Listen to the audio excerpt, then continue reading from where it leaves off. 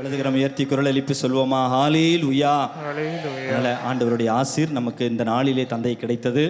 புனித வின்சென்டியாருடைய விழாவை நாம் கொண்டாடுகிற நாள். இந்த நாளிலே தந்தையை நமக்கு இந்த நாள் தியானத்திற்கு நம்ம வழிநடத்த கடந்து வந்திருக்கிறார். மகிழ்ச்சியோடு நம்ம தியானம் முடியும் போது மகிழ்ச்சியோடு போகிறதில்ல, ஆண்டவர்கள் வந்து உட்காரும் பொழுதே அந்த மகிழ்ச்சி வரணும். Praise the Lord. அந்த குதூகலம் கொண்டாட்டம் இந்த பாடல் வரிகளை நம்ம கரங்களை எழுப்பி உற்சாகத்தோடு அவர் வந்து பார்க்கும்போது என்னடா அப்படி இருக்கக்கூடாது. நல்ல உற்சாகத்தோடு கரங்களை தட்டி வல்லமையோடு பாடி நம்ம ஜெபிக்கிறோம். கரங்களை தட்டி பாடுவோமா?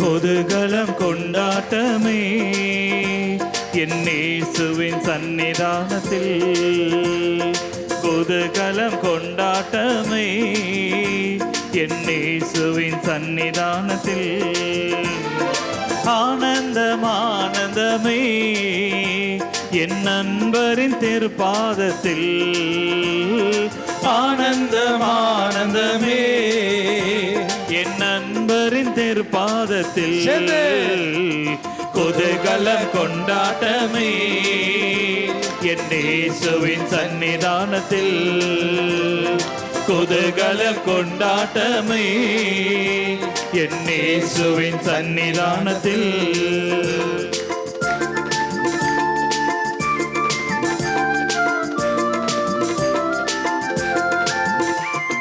பாவமெல்லாம் பறந்தது, நோய்கள் எல்லாம் தீர்ந்தது இயேசுவின் இரத்தத்தினால், பாவமெல்லாம் பறந்தது, நோய்கள் எல்லாம் தீர்ந்தது இயேசுவின் இரத்தத்தினால், கிறிஸ்தவுக்குள் வாழ்வு கிருபையால் மீட்பு பரிசுத்த ஆவியினால், கிறிஸ்தவுக்குள் வாழ்வு கிருபையால் மீட்பு பரிசுத்த ஆவியினால், குதூகல கொண்டாட்டமே என் இயேசுவின் சந்நிதானத்தில், குதூகல கொண்டாட்டமே என் இயேசுவின் சந்நிதானத்தில், ஆனந்தம் ஆனந்தமே என் நண்பரின் திருப்பாதத்தில், ஆனந்தம் ஆனந்தமே என் நண்பரின் திருப்பாதத்தில்,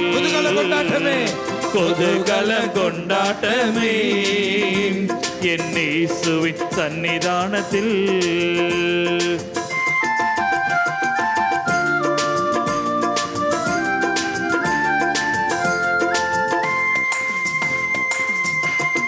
தேவாதி தேவன் தினந்தோறும் தங்கும் தேவாலயம் நாமே, தேவாதி தேவன் தினந்தோறும் தங்கும் தேவாலயம் நாமே, ஆவியான தேவன் அச்சாரமானார் அதிசயம் அதிசயமே, ஆவியான தேவன் அச்சாரமானார் அதிசயம் அதிசயமே, குதூகல கொண்டாட்டமே என் இயேசுவின் சந்நிதானத்தில், குதூகல கொண்டாட்டமே என் இயேசுவின் சந்நிதானத்தில், ஆனந்தம் ஆனந்தமே என் நண்பரின் திருப்பாதத்தில், ஆனந்தம் ஆனந்தமே என் நண்பரின் திருப்பாதத்தில்,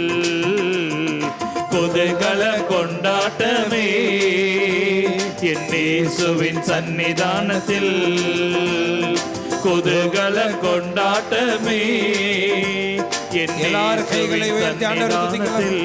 ஹல்லேலூயா ஹல்லேலூயா ஹல்லேலூயா ஹல்லேலூயா ஹல்லேலூயா ஹல்லேலூயா ஹல்லேலூயா ஹல்லேலூயா. துதிங்க துதிங்க துதிங்க, எல்லாரும் வாயை திறந்து துதிங்க, கைகளை உயர்த்தி துதிங்க. ஹால ஹால ஹால ஹால ஹால ஹால ஹால ஹால துதிங்க துதிங்க துதிங்க துதிங்க துதிங்க. ஆண்டவர் உங்களுக்கு கொடுத்திருக்கிற நவமான மொழிகளால் ஆண்டவரை துதிங்க. ஓர பலகரந்தர சதரதல பலோரோரதல பல ஈரதல ஹரபல ஹalleluya ஹalleluya ஹalleluya ஹalleluya ஓர பலகரந்தரதல ஷபபகதலோ ரபலதல பலகரி நன்றி நன்றி நன்றி நன்றி நன்றி நன்றி நன்றி. வாயை திறந்து துதிங்க, உற்சாகமா துதிங்க. அவரை ஆர்ப்பரித்து போற்றுங்க.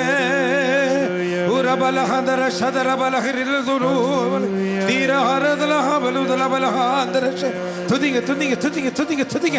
அவரை உயர்த்துங்கள், அவரை மேன்மைப்படுத்துங்கள், அவரை மாட்சிப்படுத்துங்கள்.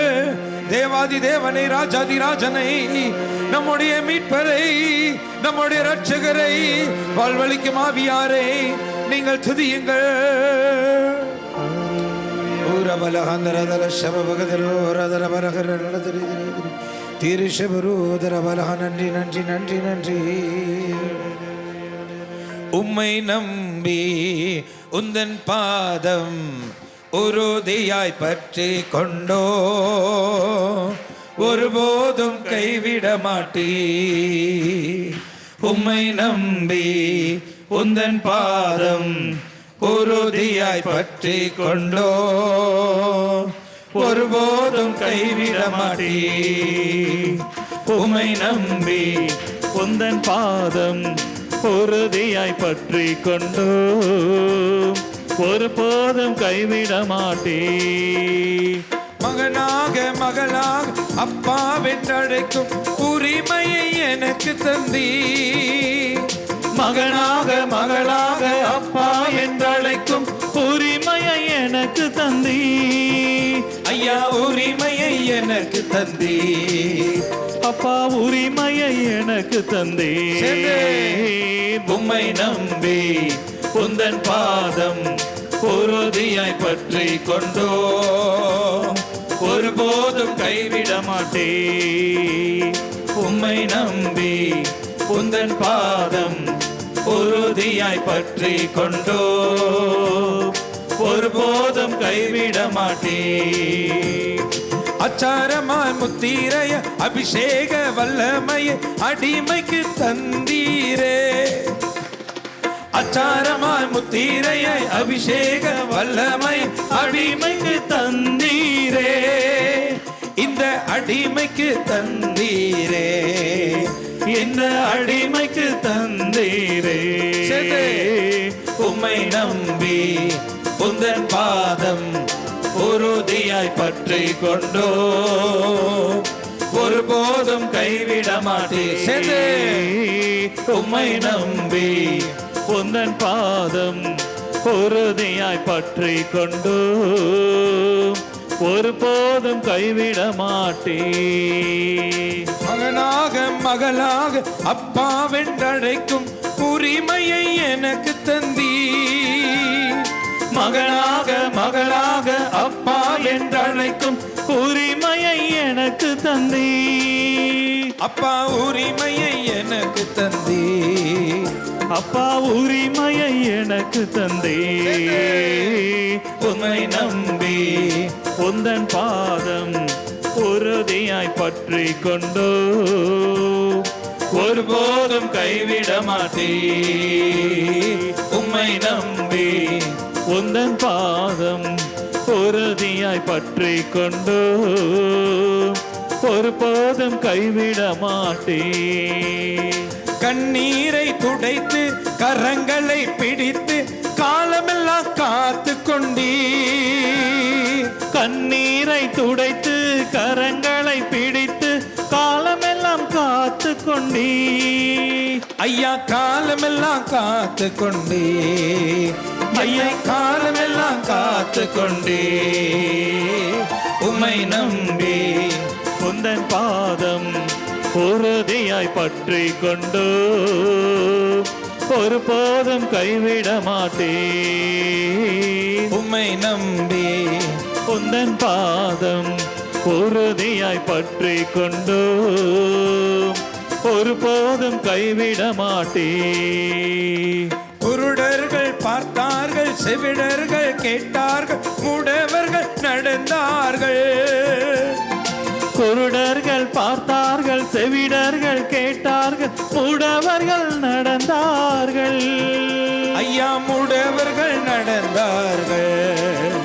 அப்பா முடவர்கள் நடந்தார்கள். எல்லாரும் சேர்ந்து உம்மை நம்பி உந்தன் பாதம் உறுதியாய் பற்றி கொண்டு ஒரு போதும் கைவிட மாட்டேன். உம்மை நம்பி உந்தன் பாதம் உறுதியாய் பற்றி கொண்டு ஒரு போதும் கைவிட மாட்டேன். Hallelujah, hallelujah, hallelujah, hallelujah, hallelujah, hallelujah, hallelujah, hallelujah, hallelujah, hallelujah. ஒருபோதும் கைவிட மாட்டீர், என்னை ஒருபோதும் கைவிட மாட்டேன். Hallelujah, hallelujah, hallelujah, hallelujah, hallelujah, hallelujah, hallelujah. Hallelujah, hallelujah, Rabakhandara Shadara Balagiri Rudura Bala. Hallelujah, hallelujah, hallelujah, hallelujah, hallelujah, hallelujah, hallelujah. Uradala Habalara Balahara Shadara Balahari. Hallelujah, hallelujah, hallelujah, hallelujah. இதோ சுகத்தின் வல்லமை, அபிஷேகத்தின் வல்லமை நம் மத்தியில் இப்பொழுது இறங்கி வந்திருக்கிறதுக்காக ஆண்டவருக்கு நன்றி செலுத்துங்கள். இதோ பரலோக மகிமை நம் மத்தியில் இறங்கி வந்திருக்கிறதுக்காக அவருக்கு நன்றி செலுத்துங்கள். சுகமளிக்கும் தெய்வம், வாழ்வளிக்கும் தெய்வம் இறங்கி வந்திருக்கிறதுக்காக நன்றி செலுத்துங்கள்.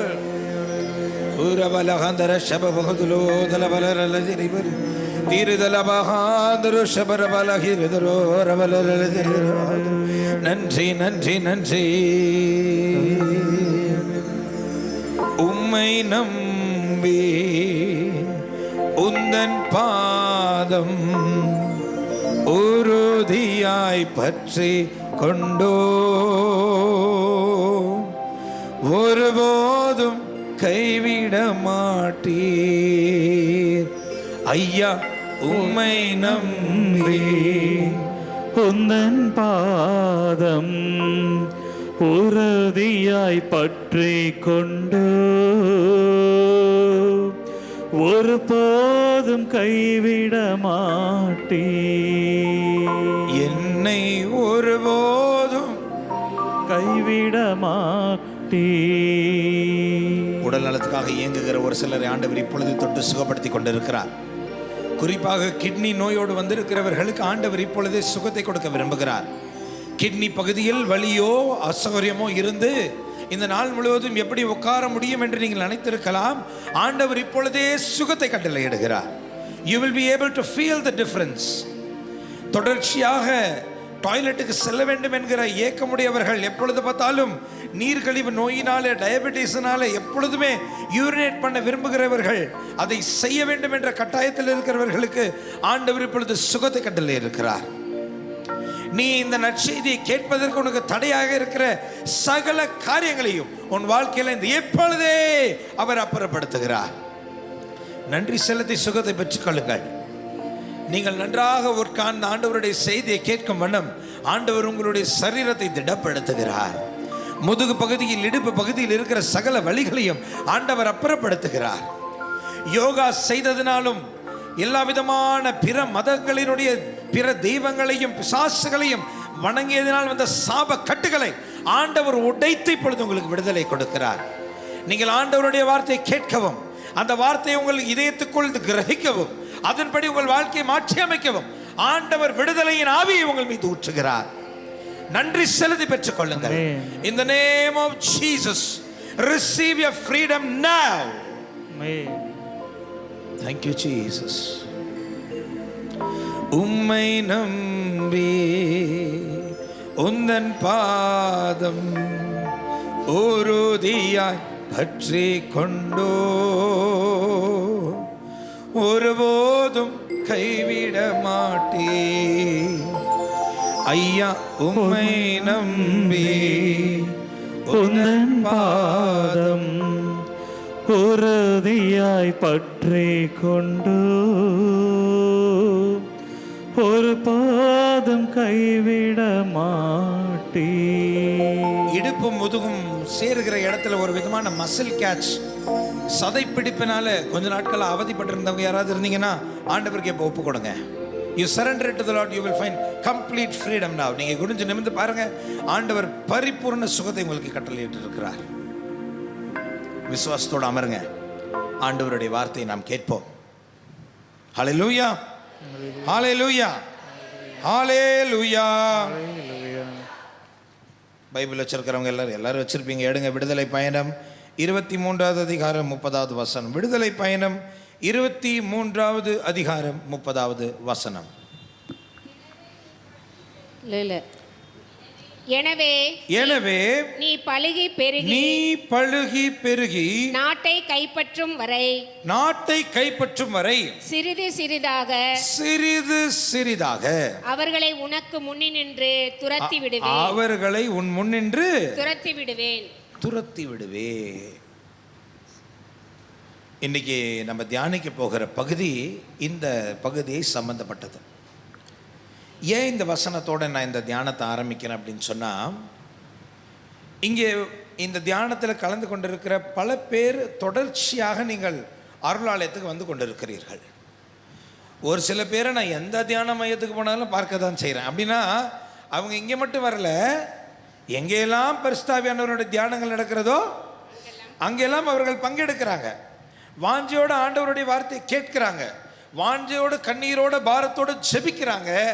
ஆனால் பல நேரங்களில் அவங்க வீடு திரும்பும் பொழுது அவங்க எந்த சுமைகளோடு வந்தாங்களோ அந்த சுமைகளோடையே திரும்பி போகிறாங்க. விசுவாசத்தோடு ஜெபிக்கிறாங்க, பாரப்பட்டு ஜெபிக்கிறாங்க, தேவ சமூகத்தில் காத்திருக்கிறாங்க, நாள் கணக்காக மாத கணக்காக ஆண்டவருடைய பிரசன்னத்தில் இருக்கிறாங்க. ஆனாலும் அவர்களுடைய பாடுகள் நீங்கிய பாடே இல்லை. அப்போ ரொம்ப நாட்களாக நான் ஆண்டவரிடம் இந்த கேள்வி கேட்டுக்கிட்டே இருந்தேன், ஆண்டவரே ஏன் இது நடக்க மாட்டேங்குது? ஒரு சிலருக்கு தோ அப்படின்னு சொன்ன நடந்துருது, நம்புறியான்னு கேட்டா ஆமான்னு வாயை மூடுறதுக்குள்ள சுகம் வந்துடுது. ஒரு சில பேருக்கு இந்த நேம் ஆஃப் ஜீசஸ் சொன்ன உடனே அவங்கள பிடிச்சிருக்கிற பையெல்லாம் ஓடிடுது. ஒரு சில பேருக்கு 1 வருஷம் 2 வருஷம் ஓடினாலும் போக வேண்டியது போக மாட்டேன். அப்போ நான் முதல்ல என்ன நினச்சேன்னா, ஏன் இதெல்லாம் சொல்கிறேன்னா, இங்கே இருக்கிற கூட்டத்தில் நிறைய பேர் அப்படி நினச்சிருப்பீங்க. நான் என்ன நினச்சேன்னா, ஜெபம் பண்ணுற போதகர் சரியில்லை போல இருக்குது, இந்த ஆளுக்கு பவர் இல்லை அதனால் ஓட மாட்டேன்னு நினச்சி. சரி, பவர் இருக்கிறவர்கிட்ட போனாலும் ஓட மாட்டேன் இருக்குல்ல. பவர் இல்லாதவங்க கிட்ட தான் ஓட மாட்டேன், பவர் இருக்கிறவங்க கிட்டயா ஓட மாட்டேன். அப்ப நினைச்சான், அப்ப அவங்களுக்கு விசுவாசம் இல்லை போல இருக்கு. அப்படி பார்த்தா நிறைய பேர் விசுவாசம் இல்லாம வராங்க. ஆண்டவர் சொல்ற கடுகளவு விசுவாசம் இருந்தா போதும், மழையே பேந்துரும். தவுளோண்டு விசுவாசம் இருந்தா போதும். கடுகளவுன்னு என்ன? தவுளோண்டு லைட்டா. சர்ச்சுக்கு வரானாலே விசுவாசம் இல்லாமல வரான். சர்ச்சுக்கு வந்துட்டானாலே, அதுவும் தியானத்துக்கு வந்து உக்காண்டானாலே கடுகளவுக்கு மேலேயே இருக்குது விசுவாசம். அப்ப அந்த காரணமும் இல்லை. போதகரும் ஓகே, மக்களும் ஓகே. தேவ சித்தமா நீங்க சுகமடைகிறது? தேவ சித்தமா? ஆமா, நம்ம சுகமடைகிறது தேவ சித்தம். அப்ப தேவ சித்தமும் ஓகே. எல்லா இந்த செக் பாக்ஸ் டிக் பண்ணுவாங்க பாருங்க, எல்லாமே கரெக்டா இருக்குது. ஆனா விடுதலை மட்டும் வர மாட்டேங்குது. இது எனக்கு ரொம்ப நாளாக குழப்பம். அப்படி குழப்பத்தில் இருக்கும் பொழுது தான் ஆண்டவர் இந்த தெளிவை இந்த வசனத்தின் மூலமாக கொடுக்கிறார். என்ன சொல்றாரு?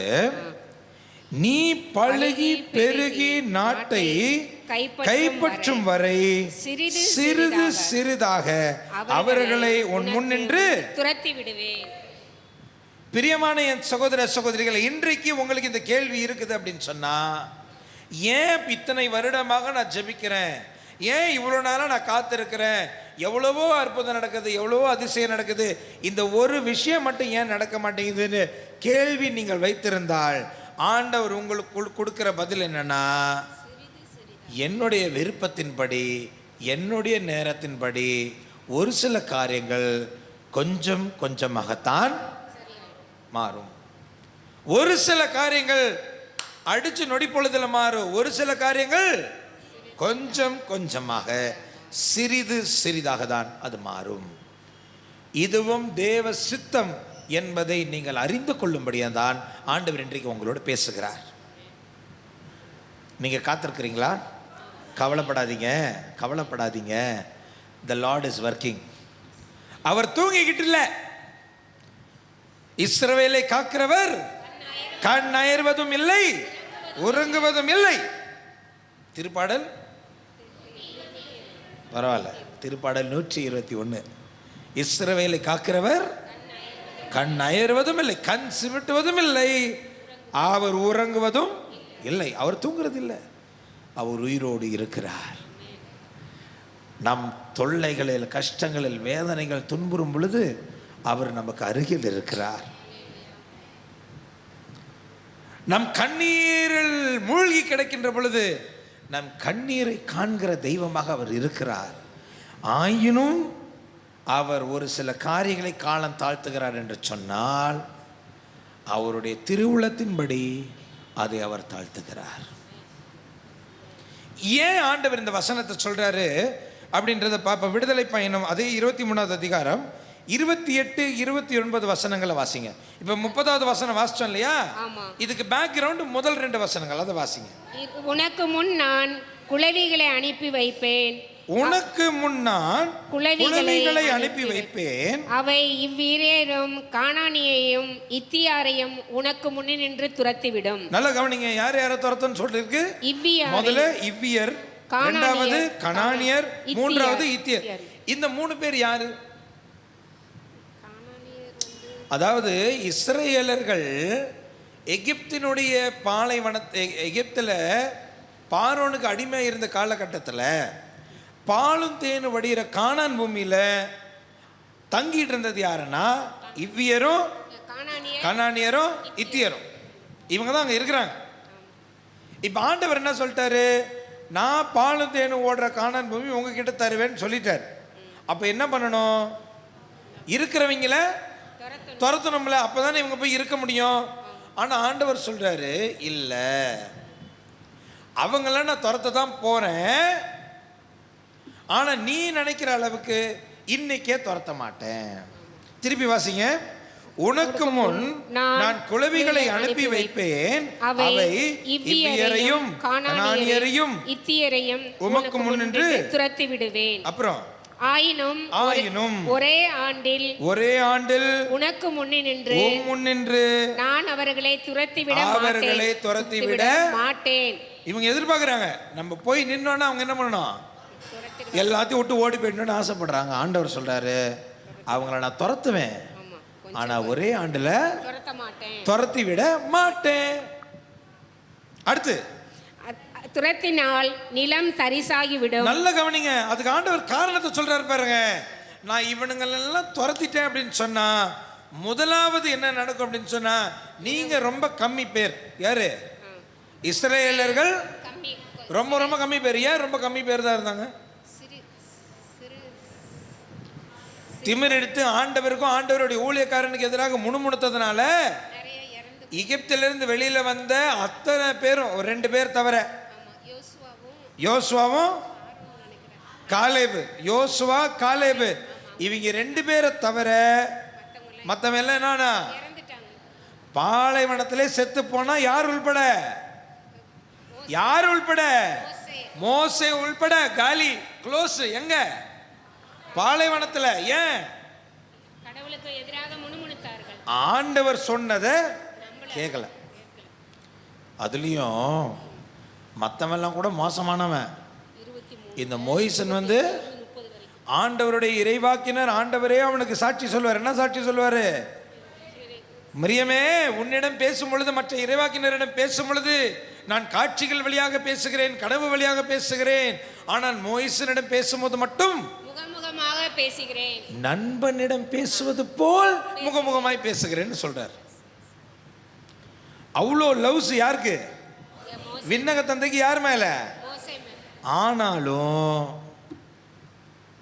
பேசுன்னு சொன்ன பாறையை தட்டிட்டாருன்றதுனால என்ன பண்றாரு? நீ உள்ள போக மாட்டார். உங்களுக்கு தெரியுமா? அதுக்கப்புறமேல மோயிசன் எவ்வளவோ கெஞ்சி பார்க்கறாருங்க. ஆண்டவரே, இந்த ஒரு விஷயம் மட்டும் லைட்டா கொஞ்சம் கன்சிடர் பண்ணுங்களேன். இதை மட்டும் கொஞ்சம் மறுபரிசீலனை பண்ணுங்களேன். இதை மட்டும் லைட்டாக கொஞ்சம் ஏதாவது, நான் தானே அவங்கள கூப்பிட்டேன், நீங்கள் தானே அமிச்சிங்க, நான் எல்லாம் சொல்ல பார்க்குறேன். ஆண்டவர் தெளிவாக சொல்லிட்டாரு, நோனா ஏன் பிரச்சனை என்னன்னா, மோயிசனுக்கு புரியவே இல்லை இவர் ஏன் இவ்வளோ கோவப்படுறாரு. ஆஃப்டர் ஒரு கல்லை தட்டினதுக்கு இவ்வளோ கோவப்படலாமா? ஒரு பாறை தானே, ஒரு பாறையை தட்டினதுக்கு போய் இவ்வளோ கோவப்படலாமா சொல்லுங்க? பாறை வந்து இயேசு கிறிஸ்து. சொல்ல வர பாயிண்ட்டை முதலே சொல்லிட்டா நான் என்ன சொல்றது? இல்லை, அவங்க சொல்லிட்டாங்க ஆண்டவர் இயேசு கிறிஸ்து தான் அந்த பாறை. அந்த பாறை தான் என்ன பண்ணுது, இவங்க கூடவே பின்தொடர்ந்து வருது. இதை தான் பவுல் தரிசனத்தில் பார்க்கிறாரு. அது பாறை. எந்த பாறை? இயேசு என்கிற கற்பாறை. அதனால அதை தட்டினது யாரை தட்டினதுக்கு சமாயிடும்? ஆண்டவர் இயேசுவை தட்டினதுக்கு சமம். அதனால தான் ஆண்டவர் என்ன பண்றாரு, என் பிள்ளைய தட்டுறியா நீ ஃப்ரெண்டு, ஆனா அது என் புள்ள, நீ இங்கே கடந்து சாவுன்னு விட்டார். அப்ப பிரியமானவர்களே, கானா பூமிக்குள்ள நுழைஞ்சவங்களுக்குள்ள நம்ம காலேபையும் யோசுவாவை தவிர மற்றவங்க எல்லாம் யாரு? எங்க பிறந்தவங்க? எகிப்திலேருந்து வெளியில வந்து அந்த பாலை நடத்த 40 ஆண்டுகள் அவங்க சுத்தினாங்க இல்லையா, அந்த 40 ஆண்டுக்குள்ள பிறந்தவன் தான் எங்க போறான்? பாலந்தேன் ஓடுற கானான் பூமிக்குள்ள போறான். நல்லா பாருங்க, ஆண்டவர் சொல்றாரு, நீங்க ரொம்ப கொஞ்சம் பேர் இருக்கிறீங்க, உங்ககிட்ட இவ்வளோ பெரிய நாட்டை கொடுத்தா முதல்ல நீங்க எல்லா இடத்துலையும் முதல்ல பயிரிட முடியாது, நீங்க பயிரிடவும் மாட்டீங்க. அதனால என்ன ஆகும் அப்படின்னு சொன்னா, நல்லா இருக்கிற நிலம், பயிரிடுற வயல் நிலம் எல்லாம் என்னவா போயிடும்? தரிசாய் போய்விடும். ஆண்டவருடைய மக்களுக்கு நிலம் வீணாக போகக்கூடாது. அந்த பாலும் தேனும் வடிகிற பூமி, பாலும் தேனும் வடிக்கிறதை நிறுத்திவிடக்கூடாது என்பதற்காக ஆண்டவர் என்ன சொல்றாரு, ஒரே வருஷத்துல இவங்களை துரத்த மாட்டேன், நீ பழுகி பெருகி இந்த இடத்தை நிரப்பும் வரையில் அவர்களை உனக்காக காக்க வைத்திருப்பேன். ஹல்லேலூயா, ஹல்லேலூயா. நீங்க நினைச்சுக்கிட்டு இருப்பீங்க ஆண்டவர் எனக்கு கொடுக்காம எதிரியாங்க வச்சிருக்கிறாருன்னு, ஆனா உனக்கு தெரியாது, உனக்காக தான் உன் எதிரியை உன் சொத்தை காக்கும்படி அவர் செய்திருக்கிறார். நீங்க நினைக்கலாம், என் எதிரி கிட்ட இப்படி மாட்டிக்கிட்டு கிடக்குதே என் சொத்து, நீங்க நினைக்கலாம். ஆனா ஆண்டவர் உங்களுக்காக சொத்தை பாதுகாக்க உங்கள் எதிரியை அதுக்கு பாதுகாப்பாய் வைத்திருக்கிறார். முதலாவது படிங்க, நிலம் தரிசாகிவிடும். இரண்டாவது, உன்னிலும் மிகுதியாக வயல்வெளி விலங்குகள் பழுகி பெருகிவிடும். எப்படி உன்னிலும் மிகுதியாக, உன்னை விட அதிகமா என்ன பெருகிடுமா? விலங்குகள் பழுகி பெருகிவிடும். மிருகங்கள் வயல்களை தின்ன ஆரம்பிக்கும். உன்னால நீ இருக்கிற நம்பர்ல உன்னால வயல்வெளி மிருகங்களை கூட கட்டுப்படுத்த முடியாது. ஆகவே உன்னுடைய நிலம் தரிசாக கூடாது என்பதற்காகவும், உன்னுடைய நிலத்தில் நீ ஆட்சி செய்ய வேண்டும் என்பதற்காகவும் இத்தியரையும் இவ்வியரையும் கனானியரையும் நான் உடனடியாக இந்த நிலத்திலிருந்து துரத்த மாட்டேன். எப்படி துரத்துவேன்? சிறிது சிறிதாக. நான் நல்லா கவனிங்க, இஸ்ரேல் இனம் ஒரு இனம் வாழ்வதற்காக ஆண்டவர் 3 இனங்களை அவர்களுக்கு காவலாளியாக விட்டார். நீங்கள் வாழ்வதற்காக ஆண்டவர் இதே போல பல காவலாளிகளை இந்த பூமியில் வைத்திருக்கிறார். எல்லாரும் ஒரு கரத்தை ஆண்டவர் பக்கம் எழுப்பி நான் சொல்லுகிற இந்த ஜெபத்தை என்னோடு சொல்லி ஆண்டவருக்கு நன்றி செலுத்துங்க. விண்ணக தந்தையே, உம்முடைய ஒரே மகனை எங்களுக்கு சகோதரனாய் அனுப்பி நாங்கள் ஒவ்வொருவரும் உம்முடைய குடும்பத்தின் அங்கத்தினராய் மாறிட எங்களுக்கு கிருபை செய்தீரே. உமக்கு நன்றி செலுத்துகிறோம். நாங்கள் உம்மால் தெரிந்து கொள்ளப்பட்டவர்கள், நீரே எங்களை பெயர் சொல்லி அழைத்தீ,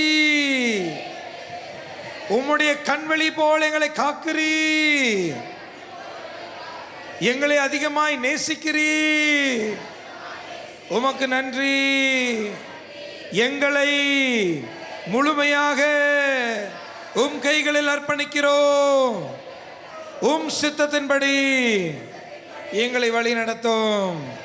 இயேசுவின் நாமத்தில் உயிர் வாழும் நல்ல தந்தையே, ஆமென். ஹல்லேலூயா, ஹல்லேலூயா, ஹல்லேலூயா.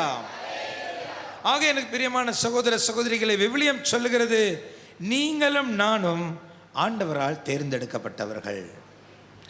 இன்றைக்கு நேற்று அவர் தேர்ந்தெடுக்கல. விவிலியம் சொல்லுது, படைப்பின் தொடக்கத்துக்கு முன்பே அவர் உங்களையும் என்னை தேர்ந்தெடுத்தார். இது எங்க பார்க்கிறோம்? எபேசியருக்கு எழுதப்பட்ட நிருபத்தில் 1வது அதிகாரம் 4வது வசனத்தில் இப்படி வாசிக்கிறோம். வாசிங்க. எபேசியர் 1:4. நாம் தூயவராகவும் மாசற்றவராகவும் தம் திருமுன் விளங்கும்படி உலகம் தோன்றுவதற்கு முன்பே கடவுள் நம்மை கிறிஸ்து வழியாக தேர்ந்தெடுத்தார். இயேசு கிறிஸ்து வழியாக தேர்ந்தெடுத்தார். ஹல்லேலூயா. நீங்களும் நானும் பரிசுத்தமாய் இருப்பதற்காக, கர்த்தருக்கு சொந்தமான தூயவர்களாய் இருக்கிறதுக்காக, மாசற்றவர்களாய் பாவமில்லாதவர்களாய் இருக்கிறதற்காக தான் அவர் உங்களையும் என்னையும் தேர்ந்தெடுத்தார் என்று விவிலியம் சொல்லுகிறது. இது ரோமியருக்கு எழுதப்பட்ட நிருபத்தில் 8வது அதிகாரம் 29வது வசனம் வாசிங்க. ரோமையர் 8:29. தம்மால் முன்பே தேர்ந்து கொள்ளப்பட்டவர்கள். முதல்ல எபேசியர்ல வாசிச்சோம், அவர் தூயவராகவும் மாசற்றவராய் நாம் இருக்கும்படி கிறிஸ்து இயேசு வழியாக நம்மை தேர்ந்தெடுத்தார்னு வாசிச்சோம். இப்பொழுது ரோமியர் 8:29 சொல்லுகிறது, தம்மால் முன்பே தேர்ந்து கொள்ளப்பட்டவர்கள், முன்பே உலகம் தோன்றுவதற்கு முன்பே தெரிந்து கொள்ளப்பட்டவர்கள், தம் மகனின் சாயலுக்கு ஏற்றவாறு, இயேசுவின் சாயலுக்கு ஏற்றவாறு இருக்க வேண்டும் என கடவுள் முன்குறித்து வைத்தார். ஆண்டவர் முன் குறித்து வைத்தது. தயவுசெய்து புரிஞ்சுக்கோங்க. இந்த ஒரு வசனத்தை நல்லா புரிஞ்சுக்கோங்க. நிறைய பேர் சொல்லுவாங்க, என் தலை எழுத்து என்னது, இந்த ஆள்கிட்ட மாட்டிக்கினேன் சொல்லிக்கிறீங்களா? என் தலை எழுத்து இந்த குடும்பத்துக்கிட்ட மாட்டிக்கினேன், என் தலை எழுத்து இந்த சாமியார்கிட்ட மாட்டிக்கினேன். சாமியாருங்க சொல்லும், என் தலை எழுத்து இந்த ஜனத்துக்கிட்ட மாட்டிக்கினேன், என் தலையெழுத்து இன்னைக்கு இங்கே மாட்டிக்கினேன். நிறைய தடவை நம்ம சொல்லிடுறோம், தலையெழுத்து நிறைய அடிக்கடி சொல்றோம்ல. இருக்கல இந்த வார்த்தை சொல்லாடல, இருக்கல வசனம் என்ன சொல்லுது பாருங்க. ஆண்டவர் என்ன தலையில் எழுதியிருக்காரா? நீங்களும் நானும் இயேசுவை போல மாறிடுவோம்ன்றதுதான் நம்ம தலையெழுத்து. ஹல்லேலூயா, ஹல்லேலூயா. இயேசுவின் சாயலுக்கு ஒத்ததாய் உன்னுடைய சாயலும் என்னுடைய சாயலும் மாறும் என்பதுதான் ஆண்டவர் நமக்காக எழுதி வைத்திருக்கிற தலையெழுத்து. திருப்பி வாசிங்க அந்த வசனத்தை. தம்மால் முன்பே தேர்ந்து கொள்ளப்பட்டவர்கள் தம் மகனின் சாயலுக்கு ஏற்றவாறு, மகன் இயேசுவின் சாயலுக்கு ஏற்ப இருக்க வேண்டும் என்பது கடவுள் முன் குறித்து வைத்தார். குறித்து வைத்தார் என்ன? எழுதி வைத்தார். எங்க எழுதினாரு? நம்ம தலையில எழுதி இருக்கிறாரு. இனிமேட்டு என் தலையெழுத்தேன்னு சொல்லும் போது தான் ஞாபகம் வச்சுக்கோங்க, உங்களுக்கு எனக்கு நல்ல தலையெழுத்து. என்ன தலையெழுத்து? நீங்களும் நானும் இயேசுவை போல மாறுவோம். அதுதான் நம்ம தலையெழுத்து. விசுவசிக்கிறவங்க வளர்த்த கருவொளி எழுப்பி ஆண்டவர் நன்றி செலுத்துங்க.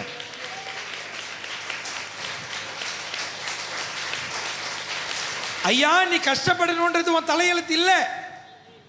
நீ அவதிப்பட்டு, லோல்பட்டு, கேவலப்பட்டு, அசிங்கப்பட்டு, நொறுக்கப்பட்டு கடைசி வரைக்கும் கஷ்டப்படணுன்றது உன் தலையெழுத்து இல்லை. நீயும் நானும் இயேசுவா மாறணுன்றது தான் நம்முடைய தலையெழுத்து. ஹல்லேலூயா.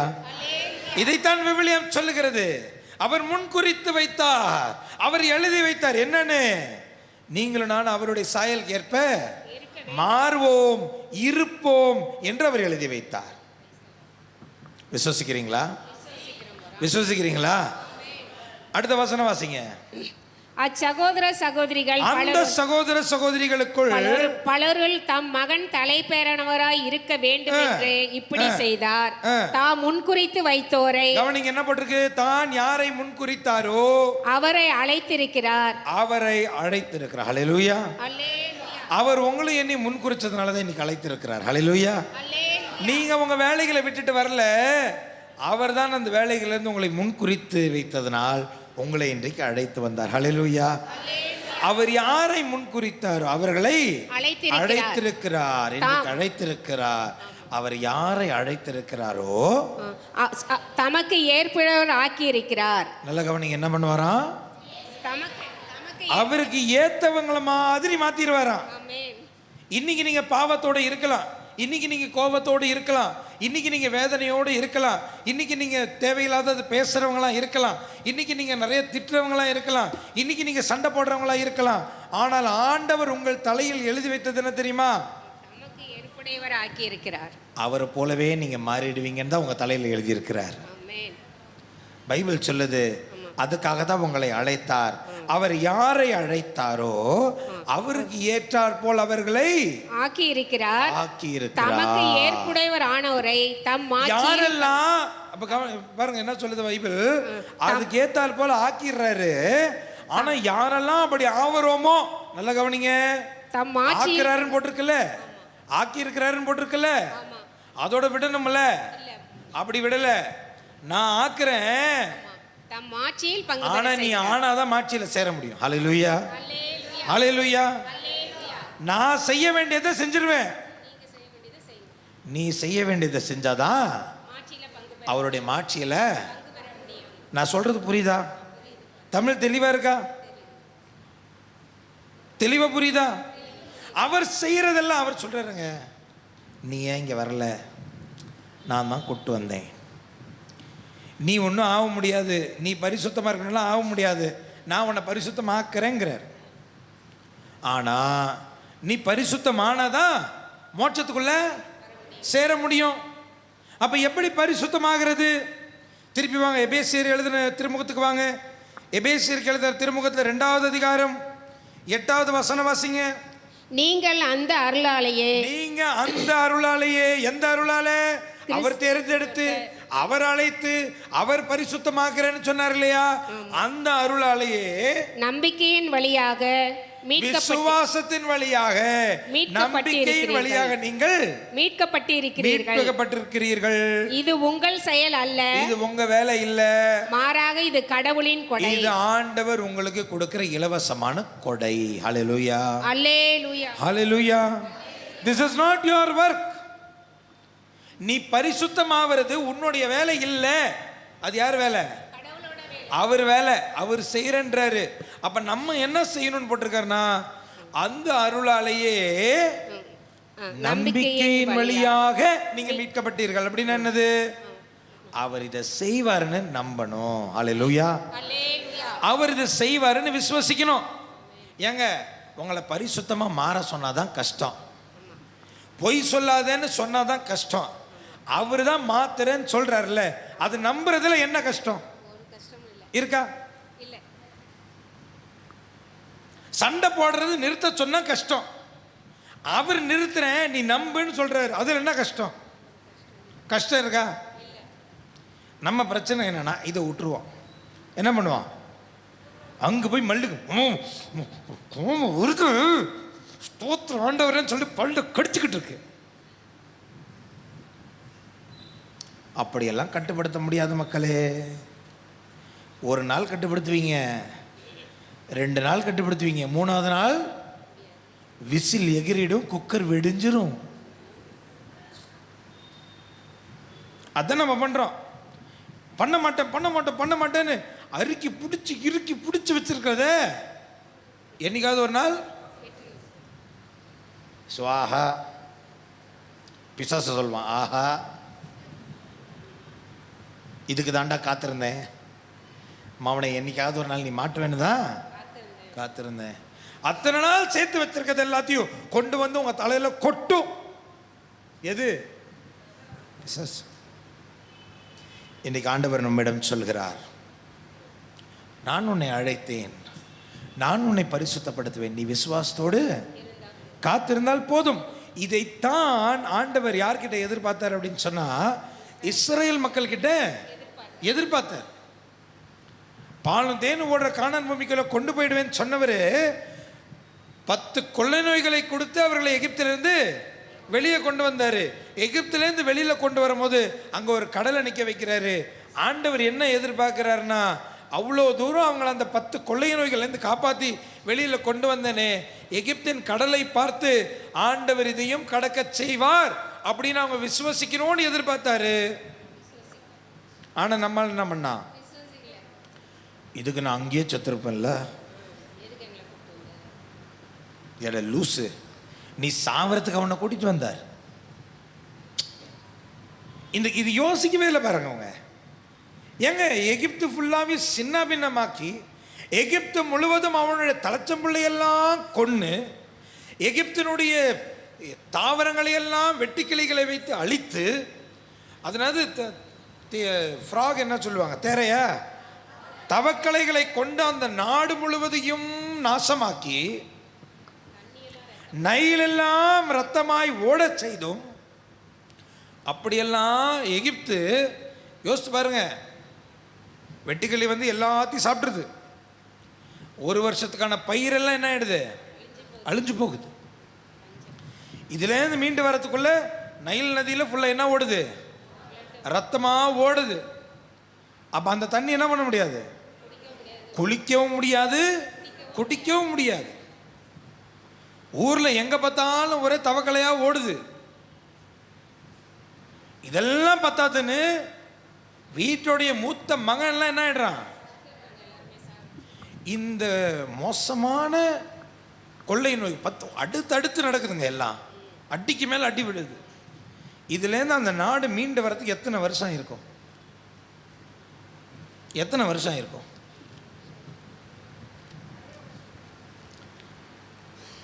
ஹிரோஷிமா நாகாசாக்கியில் குண்டு வீச நடந்ததுக்கப்புறம் இன்னைக்கு வரைக்கும் என்ன சொல்கிறாங்க, அதுலேருந்து எங்களால் வெளியில் வரவே முடியலை. இன்னைக்கு நினச்சா கூட நேற்று நடந்த மாதிரி இருக்குன்றாங்க. ஒரே குண்டு தான். இவங்க மேலே எத்தனை குண்டு, தொடர்ந்து அடுத்து அடுத்து அடுத்து அடுத்து போடுறாரு. அவன் காலத்துக்கு இந்த நிகழ்வை மறக்க முடியாத அளவுக்கு அவன் கெட்ட நேரம் இவங்க பின்னாடி ஓடி வந்து கடல்லையும் போட்டு என்ன பண்ணாரு, வந்தவனையும் மூழ்கடிச்சார். அப்படியெல்லாம் இவங்களை பார்த்தோன்னே இவங்க என்ன பண்ணியிருக்கணும், கடலை பார்த்தோன்னே, இம்மட்டும் கைவிடாதேவன் இனியும் கைவிட மாட்டார், தாங்குவார் ஏந்துவார் தப்புவிப்பார் நம் தேவன், தாங்குவார் ஏந்துவார் தப்புவிப்பார் நம் தேவன், இம்மட்டும் கைவிடாதேவன் இனியும் கைவிட மாட்டார், இம்மட்டும் கைவிடாதேவன் இனியும் கைவிட மாட்டார், தாங்குவார் ஏந்துவார் தப்புவிப்பார் நம் தேவன், தாங்குவார் ஏந்துவார். இதுதானே அவங்க விசுவாசமா இருந்திருக்கணும். ஆனால் அவங்க என்ன பண்றாங்க, முணுமுணுக்க ஆரம்பிக்கிறாங்க. இந்த கடல்ல விழுந்து சாவறதுக்காக எங்களை கொண்டு வந்தீரு, நாங்கள் அங்கேயே நல்லா தானே இருந்தோம். ஏண்டா, நீ நல்லா இருந்தா நீ ஏன் அழுத, நீ நல்லா இருந்தா ஆண்டவர்கிட்ட ஏன் நீ முறையிட்ட, நீ நல்லா இருந்தா ஏன் கண்ணீரோடு ஆண்டவர்கிட்ட காத்திருந்த. ஆண்டவர் சொல்றார், என் மக்கள் படும் வேதனையை நான் கண்டேன், அவர்கள் மனம் படும் குமரல்களை என் காதால் கேட்டேன், அவர்கள் அழுகுறலை நான் கேட்டேன், அவர்களுக்கு இறங்கினேன் அப்படின்னு தானே வந்தார். ஆண்டவர் பாலந்தேன் ஓடுற காணாமூமிக்கு கூட்டிட்டு போறதுக்கு முன்னாடி கடல் கிட்ட கொண்டு வந்து நிறுத்தினோன்னு என்ன பண்றான், இதுதான் எங்க ஊர்ல சொல்லுவாங்க, பழைய குருடி திருந்தவே இல்லை. அப்படி ஆண்டவர் காக்க வச்சு அவருடைய ஊழியக்காரனான மோயிசனுடைய விசுவாசத்தை பார்த்து அந்த கடல் என்ன பண்றாரு, ரெண்டாக பிரிக்கிறார். அந்த கடல் நடுவே இவர்கள் கால் நனையாமல் நடந்து செல்லும்படி செய்கிறார். அதுக்கப்புறம் பாலை நிலத்துக்கு போறாங்க.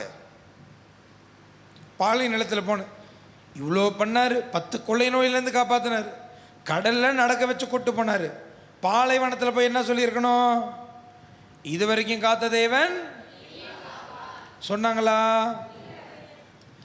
சோறே இல்லை, சரி, வானகத்திலேருந்து சோறு கொடுத்தார். அதுக்கப்புறம் தண்ணியே இல்லை, விண்ணகத்திலேருந்து தண்ணி கொடுத்தார். அப்புறம் நான்வெஜ்ஜே இல்லை, காடை கௌதாரின்னு கொடுத்தார். என்ன கொடுமைனா, இதெல்லாம் வாங்கினதுக்கு அப்புறமேல கூட ஆண்டவர் பாலும் தேனும் ஓடுகிற கானான் பூமிக்குள்ளே நம்மளை கூட்டிகிட்டு போவார்னு இவனுங்க நம்பவே இல்லை. அதுதான் ஆண்டவர் சொல்கிறாரு, இவர்கள் வணங்கா கழுத்துடையவர்கள், இவர்கள் ஒருபோதும் நான் இவர்களுக்கென்று ஏற்பாடு செய்த பூமிக்குள் நுழையவே மாட்டாங்க. எனக்கு பிரியமான சகோதர சகோதரிகளே, நீங்கள் விசுவாசத்தோடு காத்திருக்கிற வரைக்கும் தான், நான் விசுவாசத்தோடு காத்திருக்கிற வரைக்கும் தான் ஆண்டவர் எனக்குன்னு வைத்திருக்கிற ஆசீர்வாதங்களை நான் சுதந்திரித்து கொள்ள முடியும். எனக்குன்னு ஆண்டவர் ஒரு ஆசீர்வாதம் வச்சுருக்காருல்ல, எனக்குன்னு ஆண்டவர் ஒரு இடத்த வச்சுருக்கிறாருல்ல, எனக்குன்னு ஆண்டவர் ஒரு மேன்மையை வச்சுருக்கிறாரு. அது எப்போ நான் அடைய முடியும், அது எப்போ நான் பெற்றுக்கொள்ள முடியும்னா, எவ்வளவு தூரம் நான் காத்திருக்கிறேனோ அவ்வளவு தூரம்தான் அதை பெற்றுக்கொள்ள முடியும். அவசரப்பட்டால் என்ன ஆகும்?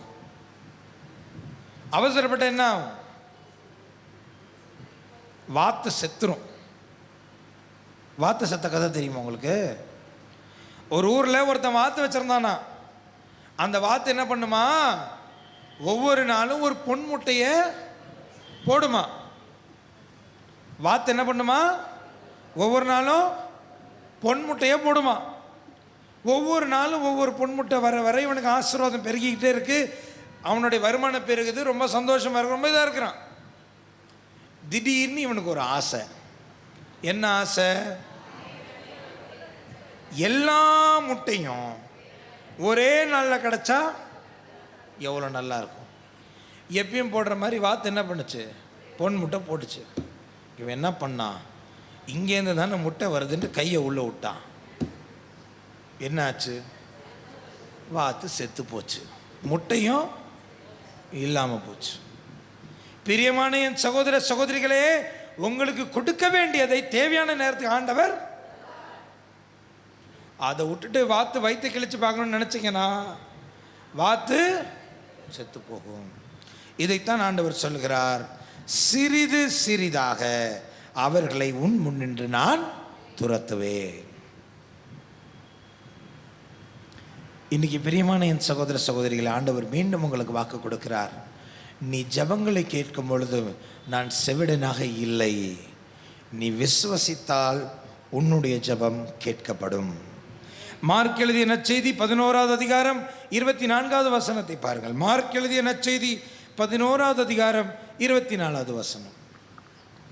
ஆகவே உங்களுக்கு சொல்கிறேன், நீங்கள் இறைவனிடம் வேண்டும் போது எவற்றையெல்லாம் கேட்பீர்களோ அவற்றை பெற்று விட்டீர்கள் என நம்புங்கள். நல்ல கவனிங்க, ஆண்டவர் சொல்றாரு, எப்பா நீ கானான் தேசத்துக்காக விடுதலைக்காக வேண்டுன, ஆனா அது உனக்கு கிடைச்சிருச்சுன்னு என்ன பண்ண மாட்ற, நம்ப மாட்ற. ஆண்டவர் உன் தலையில் அதை எழுதி வச்சிருக்கிறாருன்றதை நீ நம்ப மாட்ற. இப்போ நான் கேட்குறேன் பாருங்களேன், எக்ஸாம்பிள் காட்டுவா. எத்தனை பேருக்கு புனிதனாகணும்னு ஆசை?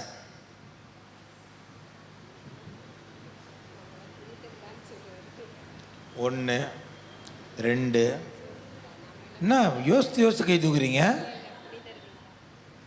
சரி, ஏறத்தாழ ஒரு 15 பேர். எத்தனை பேருக்கு மோட்சம் போகணும்னு ஆசை?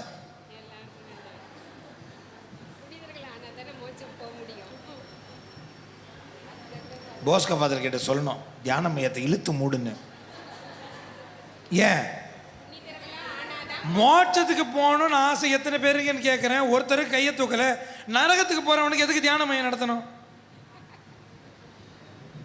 என்னது? எனக்கு கண்ணே தெரியலையே, ஒரு கையும் தெரியலையே. எத்தனை பேருக்கு மோட்சத்துக்கு போகணும்னு ஆசை? மோட்சம் இல்லைன்றாங்களா? போகணுமா? இன்னும் நிறைய பேர் கை தூக்கல. நரகத்துக்கு போறீங்களா? ரொம்ப ஈஸிங்க, கஷ்டப்பட தேவையில்லை. நரகத்துக்கு போகிறது ரொம்ப ஈஸி. மோட்சத்துக்கு போறீங்களா? மோட்சத்தில் புனிதர்கள் மட்டும்தான் இருப்பாங்க. இப்போ கேட்குறேன், எத்தனை பேருக்கு புனிதன் ஆகணும்னு ஆசை? ஹல்லேலூயா. இப்போ அல்லேலூயாக்கு தான் 2 பேர் கை தூக்குனாங்க. இப்போ அவங்க எங்கே போக ஆசைப்படுறாங்கன்னு எனக்கு புரியலை. இல்லை உண்மையிலே எனக்கு புரியலை. நரகத்துக்கு போறியானா கை தூக்குவாங்க போல இருக்கு. நான் எப்படி கேட்க? வசனம் தெளிவாய் சொல்லுகிறது, நாம் கிறிஸ்துவின் சாயலுடையவர்களாகி மாற வேண்டும் என்பதுதான் ஆண்டவர் நம் தலையில் எழுதி வைத்திருக்கிற தலையெழுத்து. அதைத்தான் ஆண்டவர் முன்குறித்து வைத்தார் என்று வசனம் சொல்லுகிறது. நீங்களும் நானும் ஒரு புனிதனாய் இருக்க வேண்டும் என்பதுதான் ஆண்டவருடைய விருப்பமாய் இருக்கிறது. அது மட்டும் இல்லைங்க, எபேசியருக்கு எழுதப்பட்ட திருமுகத்திலே பாருங்களேன். எபேசியருக்கு எழுதப்பட்ட திருமுகத்தில் எங்கே எபேசியரை காணோம்? இங்கே தான் இருப்பார். 2வது அதிகாரம் 19வது வசனத்தை பாருங்க. எனவே இனி நீங்கள் அந்நியர் அல்ல, வேறு நாட்டினரும் அல்ல, இறை மக்கள் சமுதாயத்தின் உடன் குடிமக்கள். அந்த இடத்துல தயவுசெய்து இது டிரான்ஸ்லேஷன் மிஸ்டேக். இங்கிலீஷ் பைபிள் நான் வச்சிருக்கிறேன், நான் வாசிக்கிட்டா? உங்களுக்குலாம் இங்கிலீஷ் புரியும்ல? நான் வாசிக்கிறேன். So then now you are no longer strangers and aliens. நீங்கள் ஏலியனும் அல்ல, ஸ்ட்ரேஞ்சரும் இல்லை. அது அப்படிதான் கரெக்டாக தான் இருக்கு. நீங்கள் அந்நியரும் அல்ல, வேறு நாட்டினவரும் அல்ல. ஓகேயா? ஆனால் அதுக்கப்புறம் இங்கிலீஷில் என்ன போட்டிருக்குன்னா, but you are fellow citizens with the saints. புனிதர்கள். நீங்க சொல்லிருக்கீங்க. நீங்க யார் கூட இருக்கிறீங்க? புனிதர்களோடு. நீங்கள் புனிதர்களின் கூட்டத்தில். என்னதான்? ஆமா, புனிதர்கள் கூட்டத்தில் உடன் குடிமக்கள். குடிமக்களா இருக்கிறீங்க. புனிதர்கள் கூட்டத்தில் ஏற்கனவே ஆண்டவர் என்ன பண்றாரு? நம்ம பேரை எழுதிட்டாரு, எழுதிதான் வச்சிருக்கிறாரு, குறிச்சு வச்சிருக்கிறாரு. நான் கேட்கிறேன், ஆண்டவர் சொல்றாரு உன்னை புனிதராக்கிடுவேன்னு. நான் கேட்குறேன், எத்தனை பேர் புனிதராக விரும்புறீங்கன்னா கை தூக்க மாட்டேங்கிறீங்க. இப்போ அவர் உங்களை புனிதர் ஆக்கணுமா வேண்டாமா? எத்தனை பேருக்கு புனிதராக ஆசை? ஹல்லேலூயா, ஹல்லேலூயா. கரம் உயர்த்தியவர்களுடைய இதயத்தின் ஆவலை ஆண்டவர் நிறைவேற்றுவாராக. ஆனா ஆண்டவர் அதோட நிறுத்தல. நீங்க புனிதர்களோடு சேர்ந்து இன்னொரு குடிமக்கள் மட்டும் சொல்லல. அடுத்து என்ன சொல்றாரு? கடவுளின் குடும்பத்தை சேர்ந்தவர்கள். கடவுளினுடைய குடும்பத்தை சேர்ந்தவர்கள். அதனால தான் தைரியமா சொல்றோம், இது யார் வீடு? இது எங்க அப்பா வீடு. ஹல்லேலூயா. அப்பா வீட்டில் எப்போது சந்தோஷமே, ஆடலும் பாடலும் இங்கு தானே.